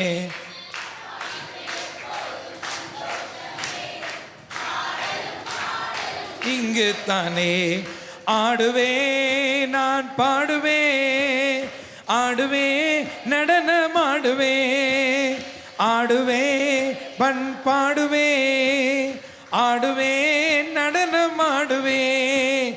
அல்லேலூயா ஆனந்தமே, எல்லையில்லா பேரின்பமே. அல்லேலூயா எல்லையில்லா பேரின்பமே. எங்கப்பா வீட்டில் எப்போது சந்தோஷமே, இங்கு தானே எங்கப்பா வீட்டில் எப்போது சந்தோஷமே. அப்ப ஆண்டவர் பாருங்க, இது நம்மளுடைய அப்பா வீடு. அப்பா வீட்டில் நம்ம எல்லாம் எப்படி இருக்கிறோம்? சொந்தக்காரர்களாக இருக்கிறோம். அப்ப அப்பா வீட்டுக்கு எதெல்லாம் சொந்தமோ அதெல்லாம் யாருக்கு சொந்தம்? எனக்கும் சொந்தம். எங்க வீட்டில் இருக்கும் பொழுது நான் சாப்பாடு எடுத்து போட்டு சாப்பிட யோசிப்பேனா? ஏன்? அது ஏன் வீடு. எங்க அப்பா வீட்டில் சமையல் யாருக்கு? எனக்கு தான். அப்ப அப்பா வீட்டினுடைய ஆசீர்வாதங்கள் யாருக்கு? எனக்கு தான். அதனால தான் அப்பா சொல்றாரு, அப்பா கிட்ட கேட்கும் போது உனக்கு கிடைச்சிருச்சுன்னு விசுவாசத்தோட கேளு. பிச்சைக்காரன மாதிரி வெளியில் நின்றுட்டு ஐயா சாமி தர்மம் பண்ணுங்கன்னு கேட்காத. எப்படி கேளு? உன் அப்பா கிட்ட உரிமையோடு கேட்கறது போல கேளு. அப்பா கண்டிப்பா கொடுப்பாருன்ற நம்பிக்கையோட கேளு. இன்னும் சொல்ல போனா, நீ கேட்கறதுக்கு முன்னாடியே அப்பா அதை கொடுத்துட்டாருன்ற விசுவாசத்தோட கேளு. இன்னைக்கு எந்த தேவைகளோட, எந்த யோசனைகளோட, எந்த இயக்கங்களோடு வந்திருந்தாலும் விசுவசிங்க, நீங்கள் வாயை திறந்து கேட்கறதுக்கு முன்பே உங்கள் அப்பா உங்களுக்காக அதை நிறைவேற்றி கொடுத்திருக்கிறார். நல்ல வளர்த்த கரவொலி எழுப்பி மகிமை செலுத்துங்க. பத்தாது. ஹல்லேலூயா, ஹல்லேலூயா. அதனால தயவுசெய்து புரிந்து கொள்ளுங்கள், நீங்க எப்ப ஜெபம் பண்ணாலும் நடக்கும். பைபிளை நீ பரிசுத்தமா இருந்து ஜெபம் பண்ணாதான் நடக்கும்லாம் சொல்லலை. நீ எப்ப ஜெபம் பண்ணாலும் நடக்கும். நீ என்ன ஜெபம் பண்ணாலும் நடக்கும். ஆனால் ஆண்டவருடைய புள்ள ஆண்டவர்கிட்ட ஜெபம் பண்ணுறான். என்ன ஜெபம் பண்ணுறான்? ஆண்டவரே, நைட்டெல்லாம் தூக்கம் வர மாட்டேங்குது, ஆண்டவரே தூக்கத்தை கொடுங்கன்னா என்ன பண்ணுவார்? தூக்கத்தை கொடுப்பார். நைட்டெல்லாம் தூக்கம் வர மாட்டேங்குது, ஆண்டவரே டெய்லி ஒரு குவார்ட்டர் கொடுத்துருங்கண்ணா, கொடுப்பாரா? கல்லால் அடிப்பார். ஏன்? ஆனா அப்பாவுக்கு தெரியும் என் பிள்ளைக்கு எதை கொடுக்கணும். என்னுடைய பிள்ளைகள், இப்ப உங்க பிள்ளைங்க அப்பத்தை கேட்டா கல்லை கொடுப்பீங்களா? முட்டையை கேட்டா தேலை கொடுப்பீங்களா? மனிதர்கள் தீயவர்கள். நீங்களே உங்கள் பிள்ளைகளுக்கு நல்லதை கொடுக்க அறிந்திருக்கிற பொழுது நான் எப்படி இவர்களுக்கு தீங்கை செய்வேன்? விண்ணகத்தினுடைய எல்லா கொடைகளையும் கொடுக்க மாட்டேனா? கொடுக்கிறேன்னு சொல்றார். அதனால தயவு செய்து நீங்க, அதனால தான் யாக்கோபு எழுதுறாரு, நீ கேட்கறது தப்பா கேட்டிருப்ப, அதனால வேணா உனக்கு கொடுக்காம இருக்கலாமே தவிர, அது உனக்கு நல்லதில்லை அப்படின்றதுனால உனக்கு கொடுக்காம இருந்திருக்கலாமே தவிர, ஒருபோதும் ஆண்டவர் நம்முடைய ஜெபங்களுக்கு இல்லை என்று சொல்வதே இல்லை. ஜெபிக்கின்ற பொழுதெல்லாம் பதில் கொடுக்கும் தெய்வமாக அவர் இருக்கிறார். பதில் கொடுக்கும் தேவனுக்கு கோடி கோடி ஸ்தோத்திரம். வாழ்வளிக்கும் இயேசு ராஜாவுக்கு வாழ்நாள் எல்லாம் ஸ்தோத்திரம். பதில் கொடுக்கும் தேவனுக்கு கோடி கோடி ஸ்தோத்திரம். வாழ்வளிக்கும் இயேசு ராஜாவுக்கு வாழ்நாள் எல்லாம் ஸ்தோத்திரம். இன்றைக்கு உன்னுடைய ஜெபங்களுக்கு பதில் கொடுக்க வல்லவராய் என் ஆண்டவர் இருக்கிறார். இங்க வந்திருக்கிறவங்க எத்தனையோ கேள்விகளோடு வந்திருப்பீங்க. எல்லா கேள்விகளுக்கும் அவர்கிட்ட பதில் உண்டு. அவர்கிட்ட பதில் உண்டு. எனக்கு ஞாபகம் இருக்கு, ஒரு முறை நம்மளுடைய பெந்தகோஸ்து சகோதரர்கள்லாம் வந்து இந்த இப்போ அதெல்லாம் ரொம்ப கம்மியாயிடுச்சு. நான் சின்ன பிள்ளையா இருக்கும் போதெல்லாம் அங்கங்கே இந்த செவுத்தில் என்ன பண்ணுவாங்கன்னா, ஏதாவது வசனமோ ஏதாவது ஒன்று எழுதுவாங்க. அப்போ ஒரு பெந்தகோஸ்து சகோதரர் வந்து பெரிய செவுத்தில் என்ன எழுதிட்டாருன்னா, ஜீசஸ் இஸ் தி ஆன்சர். எப்படி? ஜீசஸ் இஸ் தி ஆன்சர் அப்படின்னு எழுதிட்டார். பார்த்தானா பார்த்துட்டு போக வேண்டியதானே. குசும்பு இருக்கிற ஒருத்தன் ஊருக்காரன் என்ன பண்ணா, கொஞ்சம் பெயிண்ட் எடுத்துகிட்டு வந்து but what is the question எழுதிட்டான். ஏசுதான் பதில்னு இவர் எழுதினாரு. அவன் என்ன எழுதுறான், யோ கேள்வி என்னன்னு முதல்ல சொல்லியா அப்படின்னு எழுதிட்டான். அதுக்கு பக்கத்தில் இந்த பாஸ்டர் பையன் என்ன எழுதி வச்சார் தெரியுமா, நீ தான் அந்த கேள்வி. You are the question. உன் வாழ்க்கை தான் அந்த கேள்வி. உன் வாழ்க்கையில் உள்ள துயரங்களுக்கு, உன் துன்பங்களுக்கு, உன் வலிகளுக்கு, உன் வேதனைகளுக்கு, உன் சோதனைகளுக்கு, உன் போராட்டங்களுக்கு எது பதில்? ஆண்டவர் இயேசு கிறிஸ்து அதற்கு பதிலாக இருக்கிறார். எல்லாவற்றுக்கும் அவரிடம் பதில் உண்டு. ஹல்லேலூயா, ஹல்லேலூயா. ஆண்டவர் சொல்வார், எல்லாத்துக்கும் பதில் இருக்கு. கேட்க செவி இருந்தா நீ கேட்டுக்க. ஹல்லேலூயா. அதை கேட்க திராணி இருந்தா நீ கேட்டுக்கோ. அதை கேட்க தைரியம் இருந்தா நீ கேட்டுக்கோ. எல்லா கேள்விகளுக்கும் அவரிடம் பதில் உண்டு. எல்லா கேள்விகளுக்கும் இந்த பைபிள்ல பதில் உண்டு. There is nothing that the Bible cannot answer. நீங்க என்ன ஜெபிச்சாலும் ஆண்டவர் அதுக்கு செவி கொடுக்கிறார், அதுக்கு பதில் கொடுக்கிறவராக இருக்கிறார். நீங்கள் நல்லதை கேட்டால் உடனடியாக தருவார். உங்களுக்கு அது தீங்கை விளைவிக்கும் என்று சொன்னால் ஆண்டவர் காலத்தை தாழ்த்துவார். நிச்சயம் தாழ்த்துவார். நீங்கள் அழிவுக்கு ஏதுவான காரியங்களை ஜெபிக்கும் பொழுது நிச்சயம் அவர் உங்களை அழிவுக்கு விடவே மாட்டார். ரோமேயருக்கு எழுதப்பட்ட திருமுகம் 8வது அதிகாரம் 28வது வசனத்தை வாசியுங்கள். ரோமையர் 8:28. ஏற்கனவே 29, 30 பார்த்துட்டோம். இப்ப 28 பாருங்க. மேலும் கடவுளிடம் அன்பு கூறுபவர்களோடு, அதாவது அவரது திட்டத்திற்கு ஏற்ப அழைக்கப்பட்டவர்களோடு, அவர்கள் நன்மைக்காகவே ஆவியார் அனைத்திலும் ஒத்துழைக்கிறார் என்பது நமக்கு தெரியும். இப்ப இந்த தமிழ்ல இந்த டிரான்ஸ்லேஷன் படிக்கும் போது சரியா என்ன சொல்ல வராங்கன்னு புரியுதா? திருப்பி படிச்சு பாருங்க, ஏதாவது புரியுதான்னு பாருங்க. மேலும் கடவுளிடம் அன்பு கூறுபவர்களோடு, சரி, கடவுளை யார் யாரெல்லாம் அன்பு செய்றாங்களோ, அதாவது அவரது திட்டத்திற்கு ஏற்ப அழைக்கப்பட்டவர்களோடு, யாரெல்லாம் கடவுளால அழைக்கப்பட்டிருக்கிறாங்களோ அவர்கள் நன்மைக்காகவே, அவங்களுக்கு நல்லது நடக்கணும்ன்றதுக்காகவே ஆவியார் அனைத்திலும் ஒத்துழைக்கிறார், அனைத்திலும் எல்லாவற்றிலும் ஒத்துழைக்கிறார் என்பது நமக்கு தெரியும். சரியா? இப்போ இதே வசனத்தை நான் ஆங்கிலத்தில் வாசிக்கிறேன். ஏதாவது வித்தியாசம் இருக்கான்னு பார்க்குறீங்களா? ரோமியர் 8வது அதிகாரம் 28வது வசனம். And we know that for those who love God, யாரெல்லாம் கடவுளை அன்பு செய்கிறாங்களோ, for those who love God, all things work together for good. அப்படின்னு என்ன அர்த்தம்?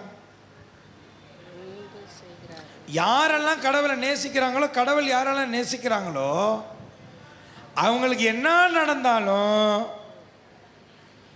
ஆண்டவர் அவங்களுக்கு நன்மைக்கு எதுவாய் அதை மாற்றுவார்னு இருக்கு. இதனால தான் சொன்னேன், அந்த வசனத்தில் அந்த தெளிவு இல்லை. இன்னொரு டிரான்ஸ்லேஷனில் நான் இன்னைக்கு பார்த்தேன், அன்றியும் அவருடைய தீர்மானத்தின்படி அழைக்கப்பட்டவர்களாக ஆண்டவரிடம் அன்பாக இருப்பவர்களுக்கு எல்லாம் நன்மைக்குரியவற்றாகவே நடக்கிறது என்கிறதை நான் அறிந்திருக்கிறோம். என்ன நடந்தாலும் ஆண்டவர் என்ன பண்ணுவாரா? அவங்களுக்கு நன்மைக்கு எதுவாய்.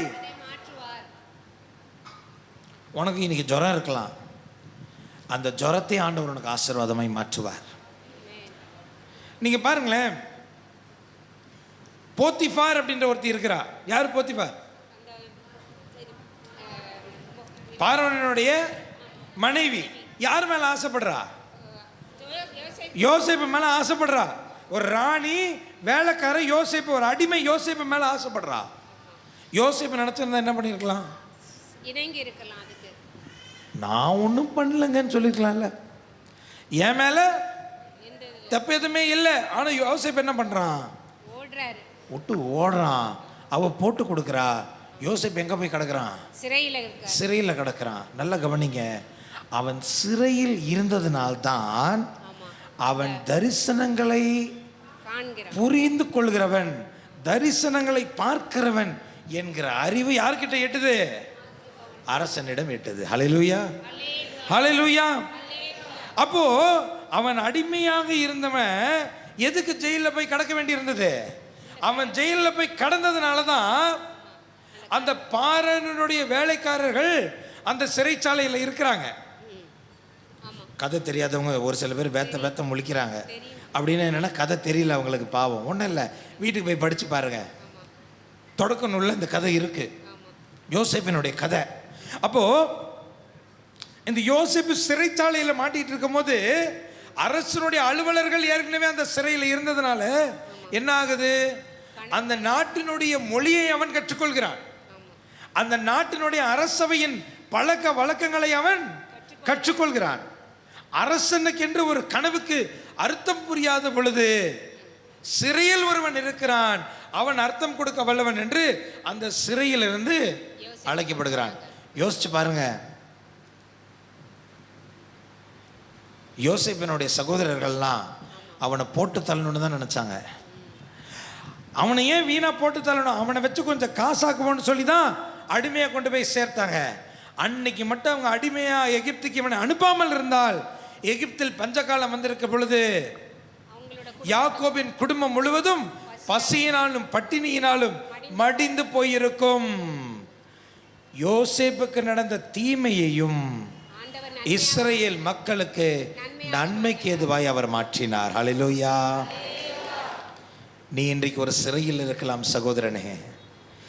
ஆண்டவர் ஏதோ ஒரு காரியத்தில் உன்னை சற்று உன் ஜபத்தை கேட்காமல் இருக்கலாம். பிசாசு உன்னை சிறைப்பிடித்து வைத்திருக்கலாம். ஆனால் ஞாபகம் வைத்துக்கொள், நீ சிறையில் இருக்கும் பொழுது உனக்கான ஸ்தானத்தை, உனக்கான ராஜாங்கத்தை, உனக்கான அதிபதித்துவத்தை, உனக்கான மேன்மையான இடத்தை ஆண்டவர் ஏற்பாடு செய்து கொண்டு தான் இருக்கிறார்.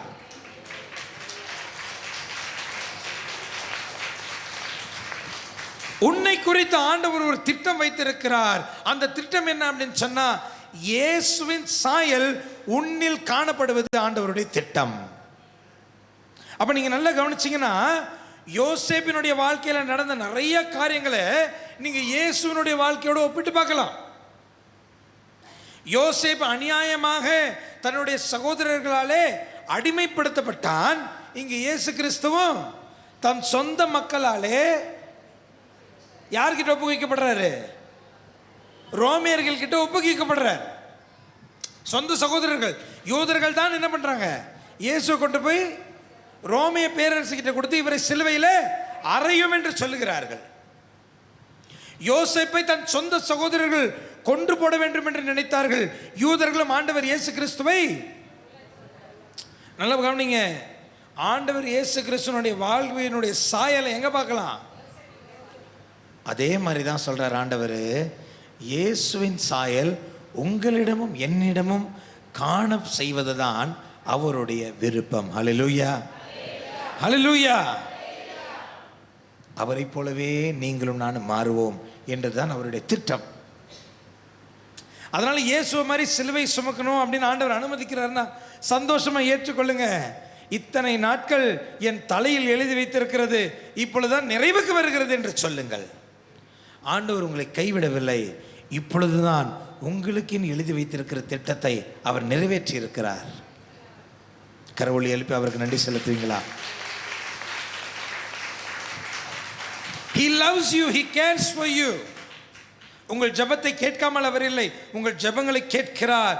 உங்களுக்கு நடக்கிற தீமைகளை கூட உங்களுக்கு சாதகமாக இருக்கும்படி, உங்களுக்கு நன்மை பயக்கும்படி அதை மாற்ற அவர் வல்லவராக இருக்கிறார். பரிசுத்த ஆவியானவருடைய வேலையே இதுதான். நீங்க நினைப்பீங்க, ஐயோ இப்படிப்பட்ட ஒரு புருஷன்கிட்ட மாட்டிக்கிட்டேன். இல்ல இல்ல, கோத்து விட்டதே அவர் தான். நீங்க நினைக்கலாம், இப்படிப்பட்ட ஒரு மாமியார் கிட்ட மாட்டிக்கிட்டேன்னு, கோத்து விட்டதே அவர் தான். எதுக்கு? அதை வைத்து தான் உங்களை உயர்த்தும்படி அவர் திட்டத்தை வைத்திருக்கிறார். ஹல்லேலூயா, ஹல்லேலூயா. நீங்க இது எகிப்தின் பாலைவனம் நினைச்சு புலம்புனீங்கன்னா எகிப்திலே கடந்து சாக வேண்டிதான். நீங்க ஆண்டவர் எனக்கென்று வைத்திருக்கிற வழி, இதை கடந்து எனக்கு பாலும் தேனும் ஓடுகிற காணா பூமி இருக்குதுன்னு விசுவாசத்தோடு காத்திருந்தீங்கன்னா ஆண்டவர் உங்களுக்கு கட்டளையிட்டதை நீங்கள் நிறைவேறுவதை காண்பீர்கள். மத்தேயு எழுதிய நற்செய்தி 18வது அதிகாரம் 20வது வசனம். மத்தேயு 18:20.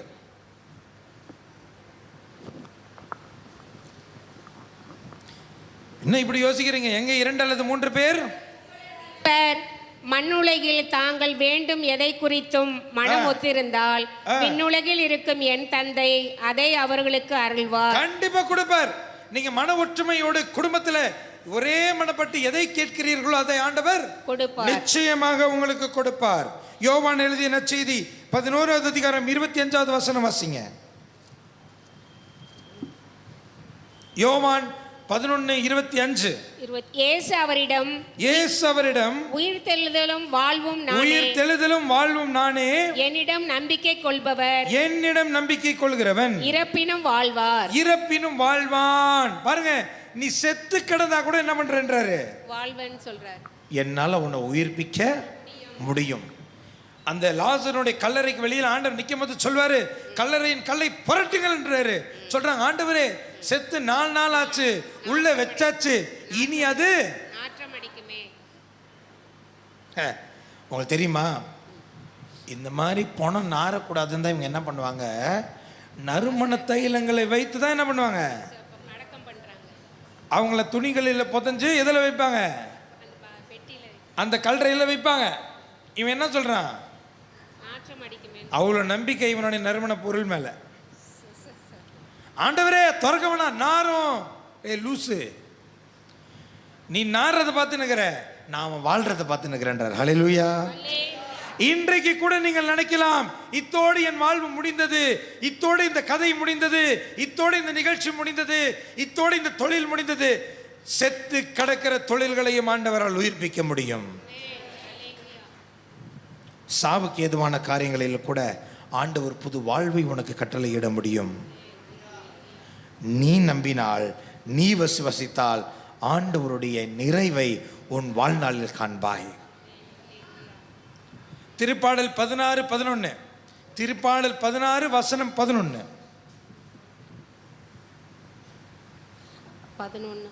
வாழ்வின் வழியை நான் அறிய செய்வீர். வாழ்வின் வழியை நான் அறிய செய்தீர். உமது முன்னிலையில் எனக்கு நிறைவான மகிழ்ச்சி உண்டு. உமது வலப்பக்கத்தில் எப்போதும் பேரின்பம் உண்டு. நல்ல கவனிங்க, ஆண்டவரோடு இருக்கிறவங்களுக்கு நிறைவான மகிழ்ச்சியும் உண்டு, நிறைவான பேரின்பமும் உண்டு. அப்ப வசனம் சொல்லுது, நீ ஜெபிக்கின்ற பொழுதெல்லாம் அவர் செவிசாய்க்கிறார். நீ ஒருமனப்பட்டு ஜெபிக்கும் பொழுதெல்லாம் உன் ஜெபத்துக்கு அவர் பதில் கொடுக்கிறார். அது உனக்கு தீயதா இருந்தாலுமே அந்த நன்மைக்குரிய மாற்றக்கூடிய வல்லமையுடையவராக அவர் இருக்கிறார். நீ நிறைவடைய வேண்டும் என்பதற்காகவும், நீ பரிபூர்ணமாகவும் நிறைவான சந்தோஷத்துடன் இருக்கும்படி ஆண்டவர் விரும்புகிறார். ஆனால் ஒரே ஒரு விஷயம் மட்டும் கவனித்துக் கொள்ளுங்கள், இதெல்லாம் நீங்க நினைக்கிற டைமுக்கு நீங்க நினைக்கிற உங்க விருப்பப்படி இது நடக்கணும்னு அவசியம் கிடையாது. வசனம் சொல்லுகிறது, இவை அனைத்தும் அவருடைய சித்தத்துக்கு ஏற்ப நடக்கின்றன. 1 கொரிந்தியர் 12வது அதிகாரம் 11வது வசனம் வாசிங்க. 1 கொரிந்தியர் 12வது அதிகாரம் 11வது வசனம். 12:1. சகோதர சகோதரிகளே, 1 கொரிந்தியர் 12:11. அந்த ஒரே ஆவியாரே இவற்றையெல்லாம் செயல்படுத்துகிறார். எல்லாத்தையும் செய்யறது யாரு? ஆவியானவர். பரிசுத்த ஆவியானவர் எல்லா வேலையும் பார்க்கிறார். அந்த ஒரே ஆவியாரை இவற்றை எல்லாம் செயல்படுத்துகிறார். அவரே தம் விருப்பம் போல் ஒவ்வொருவருக்கும் தம் விருப்பம் போல். யார் விருப்பம் போல்? ஆவியானவரின் விருப்பம் போல், அவருடைய விருப்பம் போல் ஒவ்வொருவருக்கும் இவற்றை பகிர்ந்து அளிக்கிறார். நல்ல கவனிங்க, உங்களுக்கு என்ன செய்யணும்னாலும் யார் வந்து செய்யணும்? தூய ஆவியார் தான் செய்யணும். அவர் யார் விருப்பத்தின்படி செய்வாரு? அவர் விருப்பத்தின்படி தான் செய்வார். நீங்க எவ்வளோதான் குட்டிக்கரணம் போட்டாலும், எவ்வளோ மொட்டை அடித்தாலும், எவ்வளோ தூரம் நீங்கள் நடந்து போனாலும், எவ்வளோ அன்னதானம் போட்டாலும், உண்டியலில் எவ்வளோ பணத்தை கொட்டினாலும், அவர் யாருக்கு செய்யணுமோ அப்போ அவங்களுக்கு மட்டும்தான். புரியுதா? அதனால அவருடைய டைமிங்க்கு உங்கள் டைமிங்கை யார் அட்ஜஸ்ட் பண்ணிக்கணும்? நீங்கள் தான் அட்ஜஸ்ட் பண்ணிக்கணும். அவருடைய டைமிங்க்கு நான் தான் என் டைமிங்கை அட்ஜஸ்ட் பண்ணிக்கணும். ஏன் டைமிங்காக அவர் டைமிங் அவர் அட்ஜஸ்ட் பண்ணுன்ற அவசரம் அவருக்கு கிடையாது. ஏன்னா அவருக்கு தெரியும், இப்போ இவனுங்களை இங்கேருந்து தூக்குனா நிலமும் தரிசாய் போகும், வயல்வெளி விருகங்கள் உன்னை விட அதிகமாய் பெருகும். ஆகவே ஆண்டவர் சிறிது சிறிதாக தான் அந்த காரியங்களை சீர்படுத்துவார். புரியுதா? நான் சொல்றது புரியுதா? இதுக்கு மேலே வந்து இவ்வளோ நாள் ஜெபம் பண்ணுறேனே, உனக்கு காது இல்லையா, கண் இல்லையா, வாய் இல்லையான்ற கேச்சே வரக்கூடாது. ஆண்டவர் பார்த்து இந்த வார்த்தையெல்லாம் பேசக்கூடாது. முதலாளி வீட்டுக்கு வந்தோமா, ஐயா உங்களுக்கு என்ன விருப்பம் ஐயான்னு கேட்டுட்டு போகிற வேலையை மட்டும்தான் பார்க்கணுமே தவிர அவர் ஆர்டர் பண்ணுற வேலை செய்யக்கூடாது. நான் சொல்கிறது சரிதானே? ஒருத்தன் பாரு எவ்வளோ திமிர பேசுது பாரு. இது உங்கள் ஆன்மீக தகப்பன் என்ற பெயரில் தான் பேசுகிறேன். நல்லா இருங்க, நீங்கள் நல்லா இருப்பீங்க. ஆண்டவரை எழுதி வச்சுட்டாருங்க, இயேசுவின் சாயலோடு தான் இருப்பீங்கன்னு. நீங்கள் நல்லா தான் இருப்பீங்க. ஆனால் கொஞ்சம் கேர்ஃபுல்லாக இருங்க. ஒரு சில பேருக்கு ஏன் சொல்லனா, ஒரு சில பேருக்கு ஜெபம் பண்ணவே தெரிய மாட்டேங்குதுங்க. ஒரு வேலைக்காரன் முதலாளி வீட்டுக்கு போகிறான். முதலாளி கிட்ட போய், யோ நீ நேற்று இது பண்ணல, இது பண்ணிடு, நீ அது பண்ணல, அது பண்ணிடு, இப்படி சொன்னால் எந்த முதலாளியாவது வீட்டில் விடுவாரா? ஏய், நான் உனக்கு வேலைக்காரனா? நீங்களே கேட்பீங்களே. வீட்டில் பாத்திரம் விளக்குறதுக்கும் துணி துவைக்கிறதுக்கும் வீடு பெருக்கிறதுக்கும் யாராவது ஹெல்ப்புக்கு வராங்கன்னு வச்சுக்கோங்க. வந்தனம்மா, நீ அந்த இது செய்யல, அது செஞ்சிரு, நேற்று தான் சாம்பார் வச்சிட்டா, இன்னைக்கு புளிக்குழம்பு வச்சிரு, அப்படி ஐடியா கொடுத்தா நீங்கள் என்ன பண்ணுவீங்க? என் புருஷன் சொன்னாலே கேட்க மாட்டேன், வேலைக்கிற நாய் நீ எனக்கு சொல்றியா? சொல்வீங்களா இல்லையா? தயவுசெய்து அவர்கிட்ட போகும்போது நான் சொன்னேன், போய் மனுஷனாக இருக்கிற அரசியல்வாதி கிட்ட பம்பி தான் பேசணும். ஐயா கொஞ்சம் லைட்டாக இது கொஞ்சம் பண்ணி கொடுத்துருங்களேன் தான் கேட்குறான். ஆனால் அவர்கிட்ட மட்டும் மிரட்டுறது.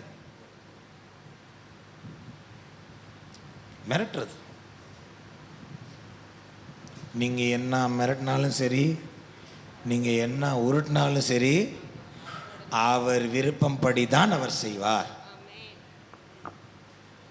ஏசாயா இறைவாக்கினருடைய புத்தகம் 60வது அதிகாரம் 22வது வசனம். ஏசாயா 60:22. அவர்களுள் சிறியவர் 1000 பெருகுவர், அற்பரும் ஆற்றல் மிகு மக்கள் இனமாவர்.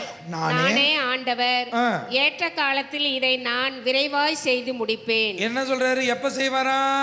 ஏற்ற காலத்தில். எந்த காலம் ஏற்ற காலமோ அப்ப விரைவாய் செய்து முடிப்பேன். உனக்குன்னு டைம் குறிச்சிருக்கிறேன். அந்த டைம் வரும்போது நீ கவலையே படாத, நடக்க வேண்டியதெல்லாம் டக்கு டக்கு டக்கு டக்குன்னு நடந்துடும். இப்போ எங்கள் வீட்டிலே நான் சொல்கிறேன்னே, என் தங்கச்சிக்கு ஒரு 2-3 வருஷமாக நாங்கள் வந்து மாப்பிள்ளை தேடணும். மாப்பிள்ளை தேடி நான் சாமியாராக்கும், எனக்கு இவங்கள தெரியும், அவங்கள தெரியும், அமெரிக்காவில் தெரியும், லண்டனில் தெரியும், ஜப்பானில் தெரியும், நான் ஊரெல்லாம் கேட்டேன். இப்போ உங்களுக்கு தெரிஞ்ச ஆளுக்களை விட எனக்கு அதிகமாக தானே தெரியும். 4 இடத்துக்கு தியானத்துக்கு போகிறேன், என்னையும் நிறைய பேருக்கு தெரியும். ஆஹா ஓஹோன்னு தேடினேன். ஆனால் ஆண்டவர் குறித்த நேரம் வந்தது. மாப்பிள்ளை வீட்டுக்காரங்க எங்கேருந்து வந்தாங்கன்னு தெரியல, மாப்பிள்ளை எங்கேருந்து வந்தாருன்னு தெரியல, கல்யாணத்துக்கு தேவையான பணம் எங்கேருந்து வந்ததுன்னு தெரியல. ஊரே வியக்கும் வண்ணம் ஆண்டவர் ஜாம்னு கல்யாணத்தை முடிச்சு வச்சார். நம்ம சிந்தனை ரொம்ப சின்னதுங்க. அவருடைய டைமு, அவருடைய விருப்பம் வந்துட்டா நீங்கள் கேட்காமலே ஆசீர்வாதங்கள் அப்படியே வடிஞ்சு ஓடும். அந்த நாளுக்காக நீங்கள் கொஞ்சம், அந்த நேரத்துக்காக நீங்கள் கொஞ்சம், ஏன்னா தொடக்கத்திலிருந்து அவருக்கு தான் எல்லாம் தெரியும். சபை உரையாளர் புத்தகம் 3வது அதிகாரம் 11வது வசனம். சபை உரையாளர் 3வது அதிகாரம் 11வது வசனம் வாசிங்க. 3:11. கடவுள் ஒவ்வொன்றையும் அதன் காலத்தில் செம்மையாக செய்கிறார். செம்மையாக, சிறப்பாக, பெஸ்டாக உங்களுக்கு செய்வார். உங்களுக்கு பெஸ்ட்டாக வேணுமா, பெஸ்ட்டாக வேணுமா, நீங்களே காத்திருங்க. காத்திருந்தா பெஸ்ட்டாக கிடைக்கும். இங்கே இருக்கிற ஒரு சில பேர் நீங்கள் ஏங்கிட்டு இருக்கீங்க, என் பிள்ளைக்கு இன்னும் அமைய வேண்டியது அமையலேன்னு நீங்கள் நினைக்கிறீங்க. டோன்ட் வரி, பெஸ்ட்டாக அமையும்படி செய்வார். ஹல்லேலூயா, ஹல்லேலூயா. ஏனெனில் மார்க் 9:23 வாசிக்கிறோம், இயேசு அவரை நோக்கி, இயலுமாவா, நம்புகிறவருக்கு எல்லாம் நிகழும் என்றார். நீ நம்பிக்கையோடு காத்திருந்தார், உனக்கு எல்லாம் நடக்கும். ஹல்லேலூயா, ஹல்லேலூயா. ஏனெனில் ரோமேயருக்கு எழுதப்பட்ட நிருபத்தில் 10வது அதிகாரம் 11வது வசனத்தில் இப்படி வாசிக்கிறோம், ஏனெனில் அவர் மீது நம்பிக்கை கொண்டோர் வெட்கத்துக்கு உள்ளாக மாட்டார்கள். ஹல்லேலூயா, ஹல்லேலூயா. ஆண்டவர்கிட்ட சொல்லுங்க, ஆண்டவரை நான் நம்புறேன், காலம் தாழ்த்தினால் நான் உம்மை நம்புகிறேன். என் கண்களுக்கு முன்னாடி எந்த சாத்தியக்கூறு இல்லைனாலும் நான் உங்களை நம்புகிறேன். ஏனெனில் எனக்கு தெரியும், அதன் நேரத்தில், அந்த காலத்தில் செம்மையாய் எல்லாவற்றையும் நீ நடத்தி தருவி. ஹல்லேலூயா, ஹல்லேலூயா. எல்லாரும் ஏன் சின்ன ஒப்பு கொடுக்கலாமா? ஏன் சின்ன ஒப்பு கொடுக்கலாமா? இப்பொழுது நம்முடைய லஞ்ச் பிரேக்குக்காக நாம் போக போகிறோம். நம்முடைய உணவையும் சேர்த்து ஆண்டவருக்கு ஒப்பு கொடுக்க போகிறோம். ஏற்ற காலத்தில், இந்த டைமில் உங்களுக்கு லஞ்ச் ரெடியாக இருக்கணுன்றது தேவ சித்தம். ஏற்ற காலத்தில் ஆண்டவர் உங்களுக்கு உணவையும் ரெடியாக வைத்திருக்கிறார். ஹல்லேலூயா, ஹல்லேலூயா. எவ்வளோதான் கஷ்டப்பட்டு முன்னாடி பின் என்னால் சோறு போட மாட்டாங்க. ஹல்லேலூயா. இப்போ நீங்கள் போனீங்கன்னா சாப்பிட்றதுக்கு ஏதாவது கொடுப்பாங்க. ஹல்லேலூயா. ஏற்ற காலத்தில் தேவையானதை நிறைவேற்றி தருகிறவர் அவர். கரங்களை உயர்த்தி ஆண்டவருக்கு நன்றி செலுத்துங்களேன். நான் சொல்ற ஜெபத்தை ஆண்டவர்கிட்ட சொல்லுங்க. ஆண்டவரே, உம்மை நான் நம்புகிறேன். நேரமானாலும் காலம் தாழ்த்தினாலும் எனக்கென்று நீர் ஆசீர்வாதங்களை வைத்திருக்கிறீர். விண்ணகம் சார்ந்த ஆவிக்குரிய எல்லா கொடைகளையும் எனக்கென தந்திருக்கிறீர். நான் விசுவசிக்கிறேன், ஏற்றுக்கொள்கிறேன். உமது சித்தத்துக்கு என்னை அர்ப்பணிக்கிறேன். என்னை ஆசீர்வதிக்கிறீர். ஏற்ற சமயத்தில் உமது சித்தத்தின்படி என்னை உயர்த்துகிறீர். உமக்கு நன்றி. இயேசுவின் நாமத்தில் உமக்கு நன்றி. உமக்கு புகழ், உமக்கு மாட்சிமை, துதி, கன, மகிமை உமக்கே. இயேசுவின் நாமத்தில் ஆமென், ஆமென். உம்மை நம்பி உந்தன் பாதம் உறுதியாய் பற்றி கொண்டோ, கைவிட மாட்டே. உம்மை நம்பி உந்தன் பாதம் உறுதியாய் பற்றி கொண்டோ, ஒருபோதும் கைவிட மாட்டே. என்னை ஒருபோதும் கைவிட மாட்டே. என்னை ஒருபோதும் கைவிட மாட்டே. ஹல்லேலூயா, ஹல்லேலூயா. ஆண்டவர் உயர்த்திய கரங்களை ஆசீர்வதிப்பாராக. உண்ண போகிற உணவை ஆசீர்வதிப்பாராக. குடிக்கிற தண்ணீரை ஆசீர்வதிப்பாராக. உடல் நோய்களை சுகமாக்குகிற மருந்தாக இவைகள் மாறுபடி கட்டளையிடுவாராக. இப்பொழுதே காணா ஊரில் நடந்த அதிசயங்கள், அற்புதங்கள் இந்த உணவு நேரத்தில் எங்களுக்கு நிகழ்கிறதுக்காக நன்றி. நாங்கள் சந்தோஷமாய் பேசுவதற்காக நன்றி. எங்கள் இதயத்தில் இன்பத்தை ஊற்றுகிறதுக்காக நன்றி. உங்களிடம் இருக்கிற அபிஷேகம் இந்த இடத்தை நிரப்பட்டும். அபிஷேகத்தில் கடந்து வாருங்கள். ஆண்டவர் உங்களோடு இருக்கிறார். ஹல்லேலூயா, ஹல்லேலூயா.